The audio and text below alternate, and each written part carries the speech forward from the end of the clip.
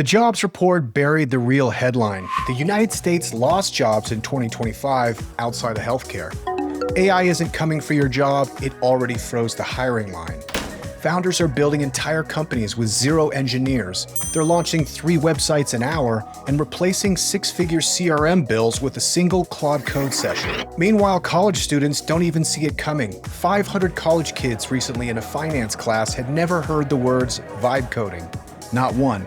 Well, maybe just one. The founders who get this aren't just moving faster, they're the only ones still moving. So here's the question that should keep you up tonight. If your entire business model depends on skills that AI just commoditized, what's the one thing about you that the language model will never be able to fake? Welcome to AI for Founders. I'm Ryan Estes. In this conversation with Colin McIntosh, founder of Sheets and Giggles and sheetsresume.com, is going to completely reframe how you think about building in the AI era. If you're a founder trying to figure out where your edge lives when software is going to zero, this one's for you. And the AI for Founders newsletter at aiforfounders.co is where founders like you get the ideas, tools, and moves that don't show up in your feed until 6 months later. Sign up now and stop being the last person in the room to know. Your next breakthrough is already in someone else's inbox, and it could be yours. And if this episode hit different, leave us a review. Be the founder who actually does it while everybody else just thinks about it. And if you want to be the guest that the founders are talking about, you need Kitcaster. Kitcaster is a premier podcast booking agency that gets founders, executives, and experts onto the shows that actually move the needle for their brand and for their business. Stop waiting to be discovered and start showing up where your audience already is. Book your strategy call today at kitcaster.com. That's Kitcaster by Moburst. Colin McIntosh, welcome to the show. Happy to be here. Yeah, man, I love your shirt. And I just want to let the audience know that Colin and I have been friends maybe 10 years. And before 10 years? I think so. No. Oh my God, no. Well, I guess that makes sense. I mean, I moved to Colorado in 2015 and probably would have met you in 2016 or 17, yeah. Pretty close to it. I remember the first time I interviewed you, you had just done like you got the first bit of funding for S&G. Yeah, so it's probably 2018, so it was 8 years. Yeah, 8 years. Okay, yeah. It's not Still, crazy. Well, it's just shocking to me that I've been on that journey for almost a decade now. It's crazy. Yeah. Totally. And before we go too far, I want to make sure I give you your flowers properly, because Colin is one of those guys. So I know him 8 years. We kind of connected really quick because I'm into what you're doing and I like the way you do it. You're a conscientious person. You take it seriously. You take it to heart. And, you know, in those years, there's been a couple of times where if I need validation on something I'm working on, you know, if I have an idea, it's percolating. I'm like, okay, I'm going to bring this to Colin and see what's up, because you'll give me an honest take. And, you know, every time that I brought something to you, you give me an honest take, which I appreciate, but you also give me just a blast of enthusiasm, encouragement, and support. And I think for any founders out there, they really need some people like that in their corner that'll shoot you straight, but whatever it follows that opinion is always going to be like, yeah, man, go get it, like that encouragement. And, you know, early on in a couple ideas, it was absolutely instrumental. So I just wanted to say thank you. You know, thank you, man. I appreciate it. I always love it when people bring me ideas. I probably have, I don't know, a few dozen friends that are similar, you know, vibe back and forth like that. And I think actually it's funny. You're really good at following the old adage of like, if you want money, ask for advice. And if you want advice, ask for money. Because I'm pretty sure when you came to me with the idea for Kitcaster, I was like, that's a great idea. I really like that idea. Could I be a client? And I think I was like your first or second client or something like that. Yep. So yeah, it's totally. I mean, you know, sometimes they're good ideas. It was a storied day. That was the day where I was getting serious about the idea, and Brandy and I are going back and forth. I'm like, dude, I think there's something here because I want this. You know, I made a call. I think 3 calls in a row. You were one of them. You said you were in and bought in, and 2 other people were like, dude, I'll do it. I'll pay you right now. And I was like, you got your first 3 clients right there. That was it. You know, for me, you know, like validation for idea, you know, you got to have the friendlies number one, you know, And you're friendly enough that if you're like, it's cool, but it's not for me. Okay, that's great. But then I've got other folks, and these are the folks I went to first because there's some people you got that's like, do whatever you're doing, I'm in, and it's like, Yeah, no, yeah, yeah. no, I don't No, want no, it's not that. what I want. Yeah, yeah, it's not what I want. Yeah, yeah. No, if you tell me a bad idea, I'm gonna tell you it's a bad idea. But I'll tell it to you gently in the sense I'm like, oh, have you thought about this? Have you thought about this? Like that sort of thing, you know. But Totally. So you yeah, got the friendlies in the crew that you can be like, hey man, your experience, is there something here? They say yes. Okay, it passes that first sniff test. For me, the second sniff test then is, are you getting referrals from that first cohort to other people? They're like, dude, this is amazing. Got to hmm try it. Boom. Then you get that. Then you start working on cold outbound. And once you have cold outbound that's converting and closing, it's like, okay, now we got the next round of validation, which is just like, is this the right thing for me right now? You know? you gotta But you gotta start a B2B outsourced sales company because you got a good process there. it's done me It's well, good. man. It's done Yeah. me well. But and you maybe you can relate to this. As a founder, it's like lots of ideas are always popping, and if I'm not careful, man, I'm gonna go in like a firework in 10,000 directions at one time. Well, now with Claude, you don't have to be careful. I launched 3 websites last week. So, like all you need is ADHD and a wife who understands if you want to stay up until 2 a.m. That's your favorite kava bar doing some Claude vibe coding. So yeah. It's best. Are you comfortable talking about what you were working on? No, well, so yeah, I launched a cool. The only thing that's like, I launched a website for my mom and my sister, an acupuncture website for them. They've been in business for 25 years and never had a website. Now they have a beautiful 5-page SEO optimized, like terrific website. Same with my dad. He's an expert witness in insurance bad faith litigation, and made him an awesome website. And he's 42-year trial attorney, so he doesn't really need a website, but now he's got one. And then I made a cool job comparison calculator, A versus B versus C.com. And that's really cool. A versus B versus C.com. And that is basically if you have multiple job offers as a candidate and you got salary, equity, different vesting schedules, cliffs, like, different dilution expectations, all those different things. Now you can put in all the different variables and it'll spit out like which one has the highest present cash value, which one has the highest upside, which one's the riskiest. So that was an idea I've had for a while that I really liked. And then I've got probably 60 domains that are active that are all really good ideas. Really good ideas is a strong word. Some of them are like carafe.com, which would be carafes in the shape of giraffes, like I hand. like it. So no, not all of them are good ideas, but they all rhyme, or at least they have some type of pun. And so I will probably launch this year at least 3 or 4 more, like hopefully revenue generating websites. And it's really now, I'm shocked to say this, marketing has become the non commoditized skill for software companies. And obviously, like, the complexity of the software matters. Are you building a deterministic AI, platform that ingests a ton of different data points and spits out actionable insight? Like that, I can't just like vibe code something like that. But like, some ideas I have that I can rise in the rankings for SEO for that could generate revenue tomorrow that I could do some consumer marketing for. Yeah. I mean, those can go live in a week. So it's pretty crazy. Cool. Yeah. Same. I'm spinning up a bunch of stuff. Nothing. I'm going to deploy a new product next week, which I'm pretty excited about. I'm not going to talk about it yet. But one thing I built last week, which was kind of cool, was on the podcast and newsletters, I'm doing promotions and giveaways and kind of things like that. So I created like a wheel where the last promotion I did, there was 67 people that submitted for inclusion in the giveaway. And so I can just copy paste their emails in it. It anonymizes it. It puts it on a wheel, and then you can spin the wheel, and then it basically determines the winner with some like cool animations. Fun. That's great. Yeah, and it's a great way to like to do that every. That's actually really clever. It's much more fun than just like pulling a name out of a hat. Um, I also built. I forgot about this one. This one I'm actually really proud of. ReadyNDA.com. I haven't done any marketing for it yet, but it's ReadyNDA.com, and it's basically a mutual NDA service for startups and small businesses. So, one of the things that drove me fucking crazy about being a founder and a CEO is then your information gets the Zoom info, and you get 400 sales emails a day, somebody selling you this software, that software, and occasionally you do read them and you're like, you know what? I actually would like to talk to you about your software. That seems interesting. That seems like something that would be helpful to me. And every time these sales guys would slow down the pitch for me to sign an NDA with them. And it drove me crazy because I just want to see the demo.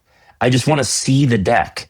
And they're like, great, before we get started, here's a PDF attachment that you're going to have to read and send to your attorneys to make sure that we didn't slip anything in here. Sign, return, and then we'll countersign and return. And my attorneys always wanted me to change subclause 35B and, ask them if they're comfortable with this language or that language, because he wants to justify the hour that he's going to bill me. And then their attorneys are going to come back and say, yeah, we can live with this, we can't live with that, because they want to justify the hour they're going to bill them. And now you've wasted 2 weeks going back and forth on the red line of a fucking NDA that no one's ever, it's just for a demo. And so I made readynda.com for one click mutual non-disclosure agreements. You get 3 free ones every month if you're just a founder or a small business owner that signs a handful of NDAs. And you can sign it once and you can never have to review it again because it never changes. It's a starter NDA. We want to do business with you. You want to do business with us. We won't fuck each other. Sign the NDA. This episode is brought to you by a dangerous idea. It's called reading, specifically the AI for Founders newsletter. 47,000 founders strong now, and it's the good stuff. No top 10 AI tools that will change your life written by someone who doesn't ship product. It's just real breakdowns of what's actually working in AI. Who's raised, who failed, who pivoted, and which founders quietly built $1 million in ARR while everyone else was arguing on X. It's written for people building with AI. Every week you get tactical frameworks, unfair advantages, breakdowns of real companies, and the occasional existential question about whether your startup is intelligent or just well-branded. It's free, it's sharp, it might mildly offend your current workflow. Go to aiforfounders.co and subscribe before your competitor does. Because the only thing worse than being replaced by AI is being replaced by a founder who reads. That's the newsletter at aiforfounders.co. Now back to the show. I love it. And I love where I'm finding you right now, which you are going hard. Now, one thing you said marketing is the only thing that's not commoditized. I want to come back to that in 1 second. I just want to provide a little bit of framework for the audience to kind of understand where you're at. So Colin is the mastermind behind an amazing betting company called Sheets and Giggles, which he has since exited. And in that time, the next new project is sheetsresume.com, which is, it has the #1 search position for a couple of terms. And this is basically where you can get a template to make your best resume, which will be very important here in the next coming months as everyone's going to be out of a job. So I want to go back to that marketing comment you made, but also just kind of like as you're thinking about building and creating new products, you're a guy who's done retail, which is what Elon's calling things with atoms, which appears to have a bit of a moat behind it right now, as we're looking at the other thing, which is digital products and software, which appears to be rapidly going to zero. So yes. I would love to hear how you're starting to think about like building tools, creating a new project, where to invest time, and maybe just you can lead with that statement you made about marketing. Yeah, it's really fascinating. So I think what I mean by marketing being the non-commoditized skill is that there's still work to do to get discovered. So like whether you're going to get discovered by starting a podcast and a newsletter, or you're going to get discovered by doing a lot of really good SEO work and writing human written content that the search engines reward and that the AI overviews reward. Or if you're going to build a brand that makes people excited or have wonderful customer service or like understand your user experience on a really deep level from an empathetic perspective for your user, those are all things that are like still not commoditized, because you can build your own Salesforce CRM custom for your company, like in an hour on Claude, right? And in fact, I will probably do that after this call. I will build that's a good idea. I will go build my own CRM for my B2B leads for sheetsresume.com. We have like libraries, homeless shelters, like other job clinics, universities using it for their students and that sort of thing. So I'm going to go build this B2B CRM, right?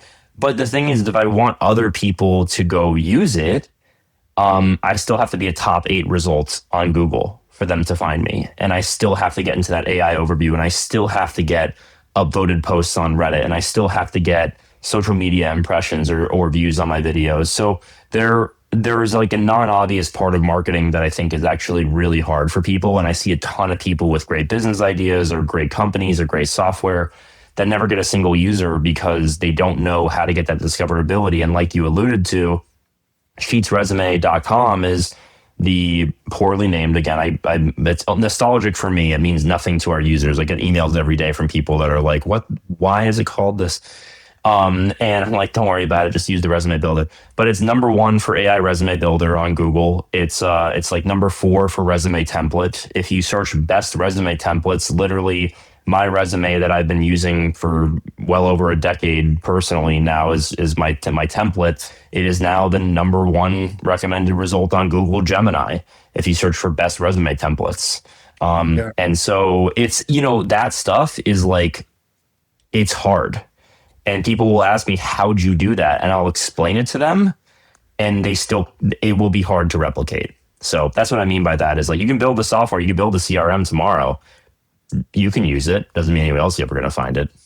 Yeah, it's interesting, because there's people that have vibe coded a content system where they're pumping out 5 blog posts a day and they're just pushing content like crazy. But when I spoke to you about your content strategy, you've handwritten all of the posts and every word. Yeah. Every word. And so every word. Yeah. It's kind of encouraging and frustrating. It's encouraging to see that like actually talent still wins. It's frustrating for those of us who don't have that talent. You got plenty of talent, dude. You're cracking me up because like I think you've built bigger things than I have. But what I realized, and maybe hopefully this will be inspiring for some people who don't like the AI generated content, is that for like 90% of people, it makes them a better writer. Like it does. Like it just like writing's fucking hard. It's why every Hollywood movie sucks, right? Is because the hardest part is writing. And you're watching this movie and you're banging your head against the wall. Like, could they not find anyone to make this script actually make sense? And the answer is no, they couldn't, because there's like 8 good writers in Hollywood, right? I played golf with one of them the other week, actually, Colin McIntosh. He wrote Animals, coming out later this year with Ben Affleck. Take a look at it. Yeah, Connor. But yeah, so all I'm saying is like writing is really hard. And for me, I do think of myself as in that top 10% of writers. I think I could write for Seinfeld.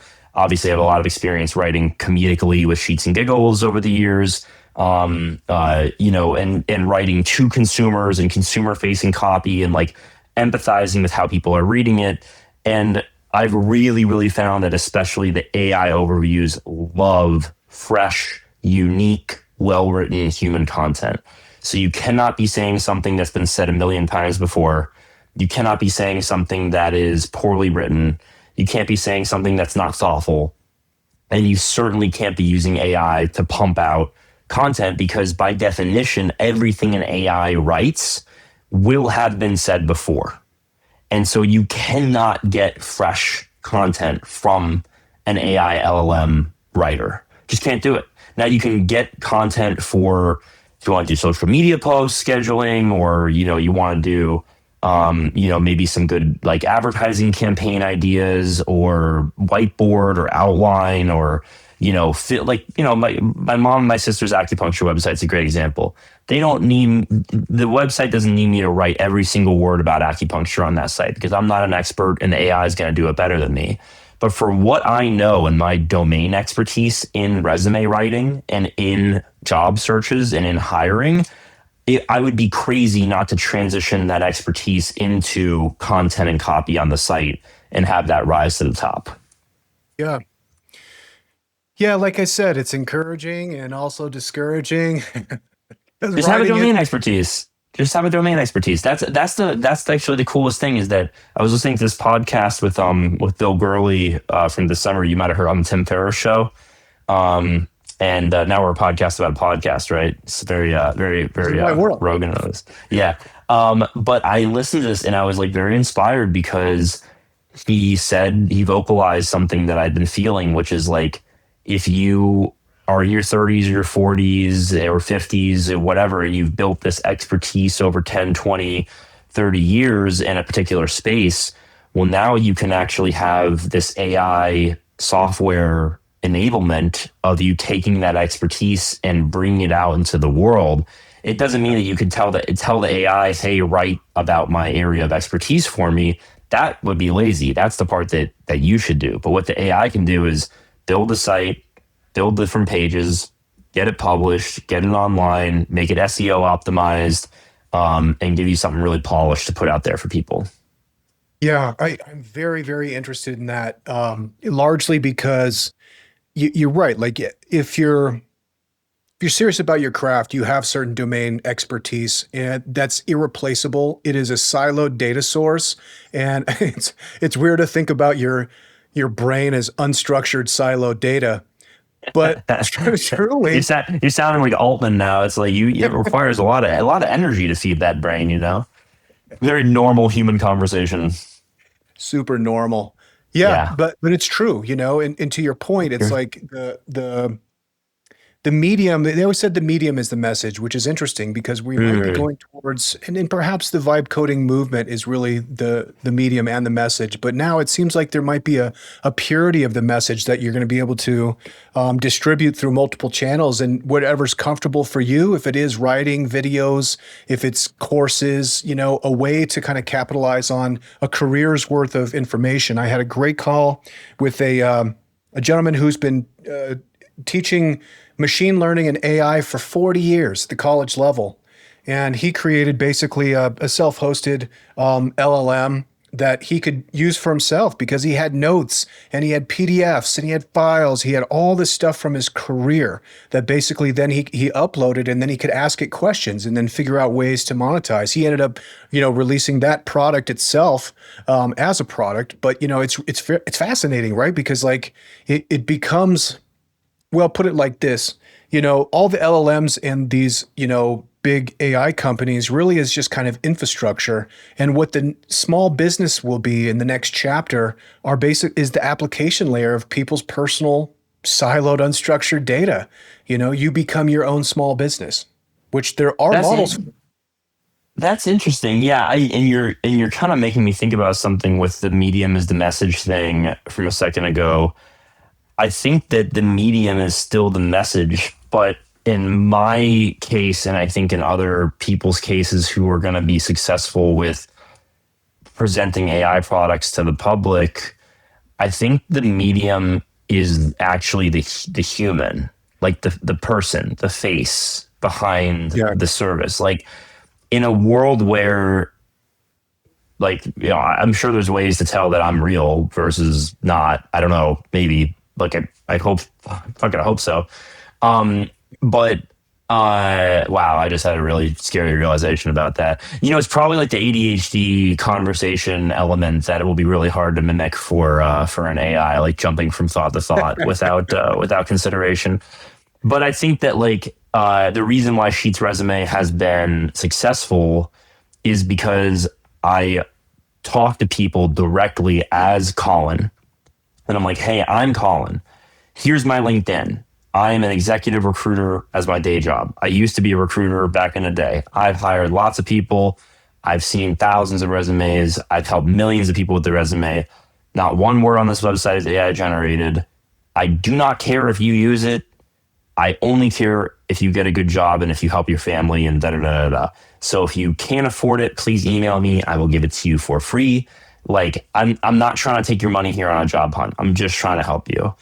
And like, why do we only have one resume template on the site? Because I know what fucking works, and it's this. And I'm not trying to sell you a pair of sneakers. I'm not going to give you 2 columns or 4 columns, headshot, objective, summary. Do you want doodles, icons, graphics, stars? Like, no, this works. I have a philosophy that I can articulate here on the site for you to judge if it works. And you can use it if you agree with the philosophy. And if you don't agree, don't use it and go to somebody else's website. But they're going to sell you sneakers. They're going to sell you 100 different templates. They don't care what you choose. They don't care if you get a job. They don't care if you get more interviews. They're just going to try to sell you something. And so that has been really, and my conversion would absolutely go up if I had more than one template on the site to choose from. but like, but you know, that's not what I'm doing it for. And I think that trust brokering of that like one-to-one human relationship is now the medium like for the message, because otherwise I go online, I go on Threads, not Twitter. I go on Threads, or I go on Instagram, or I go on like all, you know, whatever. And I'm just like, I have no idea if the person posting this is real. No idea. And on Reddit, like, are the comments bot farms? If it's an important topic, or a capitalized product, like probably, right? So I'm like really freaked out by like my own inability to tell what's real and what's not. So if you can be very real with people, I think that you can win in this environment. Yeah. Well, to that point, I've seen tools, Reddit tools. Reddit's cooked, man. If there's any recommendation, Oh, no. it's all bots. It's all bots that are mining for karma. And then when they have the right keyword, then they're making very subtle, very human recommendations, misspelling words intentionally. Reddit's cooked. It's over. Yeah, that's so. I love the Reddit. Reddit was like my thing for like so long, because again, I love writing, I love reading, and it was like the last medium where like copy was important, like what you said, you know, in the written word. And now it's all video. It's all video everywhere else. Yeah. You see the post and you run to that first comment because you just have in your head, oh, this is what it would be, and there it is. You know, Boom. like, Yeah, there it is. Yeah, no, I definitely see that now with the comments on some very popular articles. I'm like, this is all astroturf. Like, this is all like, but I just don't think people are discerning enough to, maybe not discerning enough. Discerning is the wrong word. It's not something that we should be good at to identify. You know what I mean? There's no reason why my brain should be able to identify if something is written by a human or not, because never in the history of the world has any other creature or being been able to write other than humans. So if you see writing, it was done by a human. And we're all untraining ourselves after how many hundreds of thousands of years of evolution and at least 5,000 years of writing. Like, you know, probably a lot more. We're going to hopefully dig up a lot more stuff. But like, you know, at least 5,000 years since Sumer and Akkad. And so, yeah, it's going to be fascinating. By the way, totally ADHD note. Did you know they found a tablet recently that had the Noah's Ark flood myth from 1,000 years before the book of Genesis was written? Oh, really? Yeah. It's in the British Natural History Museum now. It's crazy. Was it has the Hebrew or? It was in Babylonian, written in cuneiform, and it's a Babylonian cuneiform, you know, myth that originates there. And then when the Jewish people were writing the first books of the Bible, they were probably in exile in Babylon, hearing these origin stories borrowed from them. And I mean, the similarities are striking. So you can look it up. It's like the Noah's Ark Babylonian tablet. Give it a look. It's pretty sick. I love that. Well, it's like the Dead Sea Scrolls. Like, what's interesting is like how close it is to the version that's in the King James Bible. It's like, you know, a lot of people will poo-poo the fact that things get passed down verbally for 1,000 years. But I mean, people remember. Yeah, people. Totally. Yeah. You got people next to you like, no, that's not how it goes. You messed up the beginning. You know? Cool. Yeah. Well, sorry about the tangent. I just find it fascinating. Right. It's on the writing piece. Graham Hancock, it all weaves in. You know what I mean? Yeah. I've got that. He's my guilty pleasure. Although sometimes I listen to him and I'm like, oh my God, Graham, just accept that there's no evidence for this. Like, it's cool. It's cool. You know what I mean? Like, it's a cool theory. I love it. I love the idea. But yeah, he's an interesting character. Graham is Tarzan through the jungle going vine to vine, and sometimes he's really stretching for that last vine, you know. Really Like, stretching for that last line. Yeah, yeah. I enjoy the Flint Dibble corrections as well. It's always fun to hear good pushback. My wife is also like an archaeologist by trade, and so cool. we get to listen to that stuff, and we always find it fascinating. But we like evidence as well. So 100%. You have a very interesting seat. Millions of resumes coming through. The word on the street is that AI is coming for everybody's jobs, and there's going to be a oh yeah. massive wave of instability. Are you seeing particular segments of resumes particularly affected right now? Are you seeing evidence that, because if you look at the jobs reports, jobs are strong. No one's What? Which jobs reports? depends on who Which you're job? asking. Yeah. But then you have like Jack Dorsey just laid off 60% of his company. And you have Yes, he like it's did. really starting like, I mean, right now, like people are starting to be like, okay, but is AI a scapegoat for underperforming companies that they want to be like, oh, we can automate it for their shareholders, as opposed to being like, oh, I made some strategic, horrible decisions by buying Bitcoin at its peak. And Well, I'm finished the thought. I'm just you think maybe it's a excuse for these guys. So yeah, I will tell you what it is. So first off, the jobs report for 2025. That I'm just gonna quote you the government numbers, which please. are from the government, which says everything's great. The United States lost jobs in 2025 outside of the healthcare market. The Yeah. healthcare market accounted for like 90% of job creation. And the reason is because we have this massively aging baby boomer population that is, going to need more and more healthcare. Healthcare is an ever growing market, and it's ever growing around the world. It will always be hiring more bodies, and it's a physical job as well. You need bodies. But other than healthcare, the United States lost jobs for the first time in a long time in 2025. And in fact, I think the average number of jobs created in 2025 was, I think, 7,000 net a month when you add it all up on average. The January numbers are going to get revised downward. I mean, they get revised downward every single time. But I think even with the January numbers, the first 12 months of the new Trump administration, you have an average of, I think, 80 or 90% fewer jobs than in 2024 on average. 2024, I think, was 149,000 jobs added on average each month. So there's something really deep happening here. And I think that AI is a component of it. But I like to kind of go down the line with multiple reasons because I'm not really like a singular reason guy. But I think there is one big reason. But going on the line, there is the AI piece, which I think is more manifesting in a payroll freeze than in layoffs. I don't think that AI is in the point where people are like replacing workers in droves, but I think they are stopping new payroll commitments because, at least in some industries, because they're waiting to see what they can do with AI. Layered on top of that, you have a massive amount of geopolitical uncertainty. Obviously, I mean, we're talking after a weekend in which a new war was launched, and that causes a ton of uncertainty, and people don't want to commit to new payroll. On top of that, you have these tariffs that have been on again, off again, paused, unpaused, illegal, not illegal, doubling down 10%, 15%. It is really hard to do business planning in retail, which is $7-8 trillion worth of the U.S. economy is in retail.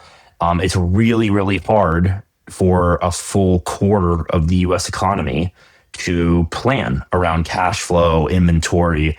And so there's a huge amount of pause on cash commitments to personnel in the retail industry. On top of that, tourism is down, I think, in the United States by 40% from Canada, Europe, and a few other major markets. And so you've got a drop in that hits certain places really, really hard versus other places. So you kind of got this and then of course 300,000 government employees chucked into the private market all at once, which floods the zone on private job listings, which makes it harder for recruiters to find the people that they're looking for and makes it more competitive in the private labor market. So you've got kind of all of these different reasons creating this cocktail of a really anemic jobs market. And I'm seeing people with Sheets resume who have been jobless for 6 months, 12 months, 18 months.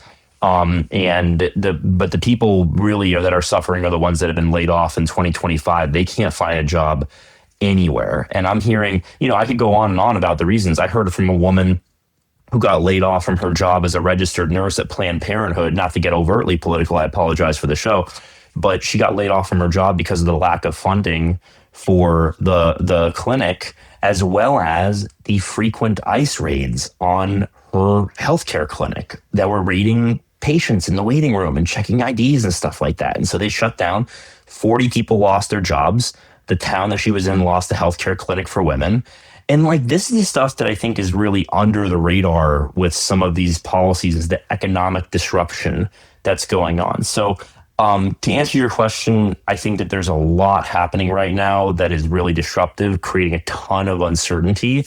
And if you're a business owner, I just don't think that you're going to make large payroll investments with there's this much uncertainty in the air. So that's my take on it. And I think that AI is a convenient scapegoat for now, but it is, dear God, is it coming down the pipe? And I really do think that it's going to be replacing a lot of people in a lot of different jobs. Customer care is already completely redefined as an industry. Yeah. And thanks for breaking that down, because it's the same thing. It's like there's massive displacement coming from AI, and maybe that's in 3 months or maybe that's in 3 years. It's hard to tell, largely because over the last 3 or 4 years, I've seen it myself and like have optimized out positions for sure. So that's definitely coming, but there is like so much smoke being blown around AI and the capabilities and what it can do and what it can't do. I mean, if you go on X for 10 minutes, they're going to have you convinced that OpenClaw is the solution to every problem you've ever had in your life. And I've still yet to see somebody do something that impresses me with OpenClaw. I saw this great post the other day. It was like, bro, you gotta try OpenClaw. Oh, sweet. What do you use it for? It's the future, bro. And it's like, yeah, what does it do for you? It's like, don't get left behind, bro. But that being said, I'm sure there's somebody listening to this that's like, oh, this guy's going to get left behind, So yeah, he's moving fast. But that energy, that left behind energy, it's easy to get caught up in because, it sounds like you're moving in circles like me, where it's just like, I feel like what do I feel like? I don't feel like I'm being chased. I feel like I'm running to hold on. I have my hand on the train and my legs are moving like Fred Flintstone, and I'm trying to jump up and make sure that I'm staying on the train. That being said, on Wednesdays, I have a meeting with my daughter. She's a freshman at Mizzou, and I'm like, baby, they're giving you a lot of great information, but I was like, what you need to do is just get into Claude Code with me, and we're going to start solving all your problems with AI. You need to be AI native. This is the most important thing, particularly when you're looking for work. And she's like, okay. And so all of her friends kind of make fun of her because she's making all these really cool tools and doing all these things. And they're like, oh, you just use AI for everything. Today, she texted me. She said in her finance class, it's a class of 500. The teacher asked if anybody knows what vibe coding is, and nobody did. None of these kids, 500. So I think that's probably the average population though too. I think that if I asked my mom, my dad, my sister, my brother-in-law, mortgage brokers and acupuncturists and lawyers, like I don't think 99% of people, my wife wouldn't know what vibe coding is, right? Like, and I do it in my spare time. And I think it's just like, and by the way, like vibe coding, I think people will also make fun of it who know what it is because they're like, oh, you can't build real software with that sort of thing. And I think that look, to be realistic, it's not robust software, like, at this stage, but like a year ago, I couldn't have created the things that I'm making now in hours, and I think that in 2 years, I'm going to be able to set up a domain, create a website, launch an iOS and Android app that does have some type of algorithmic or deterministic like features with it that is doing data ingestion that, might even have like a computer vision element to it or something like that. You could, like, there's going to be some crazy stuff built with this, that, and you're going to build it in natural language. And like, if you think about natural languages as a proxy for the programming languages that we've had all these years, like there's really, if you can translate natural language into, you know, actual code, like I don't see any reason why you couldn't build something completely with your voice that is just as robust as, you know, a team of software engineers, which is, you know, it is very disruptive, and it's going, and I don't want to just make fun of it or discount it. I think that this technology is going to be extremely disruptive. I think now it's more of a pause on payroll. And then I think that very quickly it will be layoffs. But I think also, like, for example, in my day job, I'm an executive recruiter. I place CTOs in mostly in startups, actually, that are working on stuff like this. And my company is incredibly AI enabled. Like we use AI for everything on our back end. We have like our own software. Shout out to Riviera Partners, my employer. They're awesome. They're like the number one pure tech leadership recruiting firm in the country. And it is just like, I think it's going to be a lot of AI enablement of teams of 100 that would have normally have had to have been teams of 500 or 1,000. So I think there's Yeah, going to be a lot of that. totally agree. Cool. Before we get out of here, I do want to kind of hear your thought process. You've built a successful e-commerce brand from the ground up. You know how hard that is. You know what the opportunities are. You've built a Mm. successful digital product from the ground up. You know how hard that is and what the opportunities are there. As you're starting to think about developing new products, like how are you weighing that into like where you're going to go next?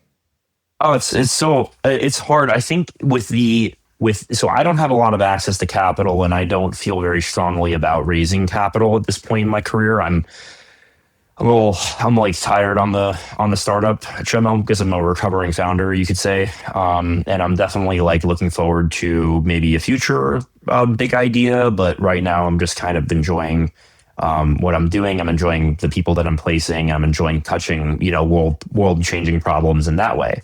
Um, but I would say that there's like two criteria that I'm really thinking about with my the ideas that I'm going to be launching in the coming months. Number one is, what is the business model and what is the revenue? Sorry, there's three things. There's three things. What is the business model? What is the revenue? How can I make money flow from this? Two, what is the hourly involvement of myself after the product is built? What does that look like from a marketing machine? Is there a way I can set up something with interns or general people on my team to, you know, amplify my content, my videos, whatever it is, to where, you know, I can make these things work reasonably with 5 or 10 hours a week, because you do run out of hours eventually. So those are the first two things. And then the third thing kind of negates the first two, which is like, do I love it and do I think that it should exist in the world? And if I love it and I think that it should exist in the world, and I can finally bring it to the world and bring it into existence, this idea that I've had in my head for potentially 10 years, and I thought I would never get the opportunity to build because I'm not a software engineer, or, you know, I was working on this other thing or whatever. Yeah, that third thing is a big driver. So like, and it might even negate and cancel out the first two. So, you know, if you want to make money, those first two things are really important. What's your time involvement going to be? And is there a strong business model behind it? And can you get eyeballs on it? But that third thing of just like, this needs to exist and I'm going to build it and put it out there for people. And I don't care if it makes money. I think that we're going to see a lot of really cool tools like that in the next couple of years. Yeah. It's interesting. My buddy Josh, I interviewed him a couple of weeks ago. He said something almost identical to that, you know, talking about like, he like, I think launched like four giant companies last year. He's a maniac. So I was like, yeah, well, how do you decide on what you're going to work on? He said almost verbatim the same thing. He said, I want to have defensible IP. I need to have domain expertise, Yeah. him, somebody on the cap table, and I need to have distribution on the table. So whether that's design partners with an enterprise solution, or you have like some kind of influencer, like actually with a vested interest, because the same thing, like if you're like going to market and you're like, how are we going to find customers? He's like, I won't even start a company like that. So I'll give you a great idea I had for you and your audience that somebody can steal that I just probably will never build because I'm not a domain expert. And by the way, I figured domain expertise kind of goes without saying. I apologize, but that do not start something if you don't have a domain expertise on it, because man, is it exhausting to try to figure out a domain and build something and get users at the same time. Like, do something that you know and love. But I have this idea. My wife and I are we're either going to buy a home in South Florida or rent a home. And my God, is the rental market completely broken, let alone the buying market. But I moved away from South Florida when I was 18, and now I'm back at 35 after 17 years.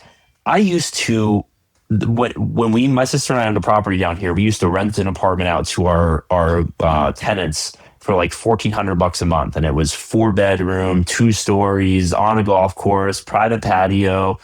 And that was 2019. We sold that property in 2019. Terrible timing. Worst decision of my life. That same property rents today for $3,200 a month in Broward County, Florida, where there's not a restaurant around except for Bonefish Grill. Nothing wrong with Bonefish Grill, but it's like, this is like, where I grew up down here. And so there's something broken. So I had this free idea for anyone. Why is there not, and maybe there is, and I'm just ignorant of it because the marketing is not very good. Why is there not an AI co-pilot for leasing or buying a home? There should be an AI co-pilot where I can talk to it, and maybe OpenClaw would be good at this. I haven't tried it, where I can say, hey, I want to find a 3-bedroom apartment under this amount per month that is at least a square footage. That and I know right now I'm describing just check boxes on Zillow, right? But like that, also has a bathtub, that has a backyard that at least has room for me to throw the baseball at my nephew, that has a fenced-in backyard so my dog doesn't get lost. I want a washer and a dryer, but they need to be inside the house because I don't like going outside or going to the garage to do laundry. And preferably, at least a 1-car garage with a second space in front for a second car. So like qualitative things that you can't get from a simple keyword search on Zillow, but that are more like image examination and research and that sort of thing. And it needs to be able to search every platform, apartments.com, Zillow, like Trulia, and then say, hey, here's your first 20 apartments to go check out, right? And then if I rent one of those apartments, that app should take a 50% first month's rent finder fee from the owner for the apartment instead of a 1-month fee that listing agents usually get. So free idea for anyone out there that wants to steal it. I don't have domain expertise, so I cannot build this. But yeah, there's many ideas I have like that unfortunately I'll never get to build. I do have an idea to start an AI website, if I put a website for selling my business ideas to other people for either $5,000 or a percentage of the equity in the business. And I'm probably going to do that one because I've got like 100 business plans I've written. You got to, man. I mean, if I was like you and I was like, hey, this is the only resume template you need. Trust me, bro. This is the only one you need. And it turned out to be true. I'd be like spinning off all my ideas. Like, this is the only idea you need, bro. Give me $10,000 right now. You need one idea. I give it right here. That's a good idea. I got a bunch of other ones for people, and I own a lot of domains too. Some good domains. My retirement plan is that I own Macintosh.ai because of my last name. And both spellings too, MAC and MC, Macintosh.ai. Somebody's gonna come knocking on that one at some point. So that's my retirement plan. I love it. All right. How much would someone have to buy that domain right now to retire you? Ooh. To retire, I'm 35. They can't. There's unfortunately no number. I think with the amount of quantitative ease, with the amount of QE, the amount of money that we're pumping into the economy, I don't think that there's any safe retirement amount these days. You're gonna get some serious inflation over the next 20 years. But I would probably sell it for six figures Yeah. today, and Yeah. I don't think that's delusional. So No, I don't I think don't so know. either. You got Yeah, to it's a get good that one. call. That Macintosh.ai. Hit me up. Somebody hit me up. Amazing. Colin, this has been so much fun, man. It's great to talk to you again. Denver misses you. Ladies and gentlemen, it's sheetsresume.com. And Colin's not joking, man. At the bottom, it gives his email address where it says, hey, if you're in tough financial times, hit me up and I'll help you out, which is a beautiful thing, man. I appreciate that. You're so heart first, which is refreshing to see a lot of times in business, particularly in the startup world. People can get bitter and cynical, and I just appreciate wearing your heart on your sleeve. Thanks for that, man. Thanks, man. I mean, it's all we can do, right? And I leave, I think you and I have maybe spoken about this before, but these impacts that people have on one another really do ripple dramatically throughout all of creation. And I look at us as creation, right? I'm not very religious, but like, we are each other. And like, as a good example, I'll tell the audience, you brought me to a float tank in Denver that on one of our first meetings that I just loved. And, you're probably trying to get me to buy something or other, just hang out because you wanted a friend. And I think like a few years later, I took my wife there on our third date. And it was like one of our best dates. And it was one of those nights when like, third date, I looked at her and I was like, there's something different about this person. And, ended up marrying her. So there's a lot of stuff. And I hope that I reach some people today in this conversation that like, maybe you'll start something or maybe you'll do something different and that'll ripple. And the resume builder to me is like very much that thing and then in my life right now that I'm really, really happy and excited about because jobs in this country are so hard to come by. They are very, very impactful for people's families, their children, not least of all because we have healthcare tied to employment in this country in a very weird way. I will not get into that. Not enough time at the end of the podcast. Ruth. But yeah, dude, we are all atoms that come from rocks and rivers and trees. And I look forward to being rocks and rivers and trees again one day. And until then, just trying to help other people get through this life because it's fucking hard sometimes. So, Hey, man, brother, is LinkedIn the best place online for people to connect with you personally? yeah, LinkedIn, Colin McIntosh, and I'm not super active on social because I really, really, really don't want to spend my life giving bad advice on Twitter. No offense to anybody. But yeah, LinkedIn's definitely the spot to connect with me. Or yeah, my email, like you said, Colin at sheetsresume.com. And I'm always happy to connect with someone new. You're the best, man. Thank you so much. Yeah, dude. Great talking to you. Appreciate it. This episode is brought to you by MoBurst, the AI-first growth engine trusted by iconic startups like Calm, Robinhood, Reddit, Uber, and Google. MoBurst is a digital full-service mobile-first marketing agency that helps companies to scale and become category leaders. Whether you're finding product market fit or ready to accelerate growth, MoBurst delivers creative, data-driven solutions that help with scale and efficiency and impact. At MoBurst, we're not just guessing what works, we're predicting it. As an AI-first agency, MoBurst uses cutting-edge tools to analyze user behavior, adapt creative in real time, and uncover hidden growth opportunities. The result, marketing that's faster, smarter, and built to convert. From early-stage startups to global brands, we've helped hundreds of companies overcome complex challenges, unlock new audiences, and optimize every metric that matters. At MoBurst, we believe that creative thinking, advanced technology, and data are the core drivers of success at scale. If you're serious about scaling your business with precision and purpose, it's time to talk to MoBurst. Visit moburst.com and let's build something category-defining together.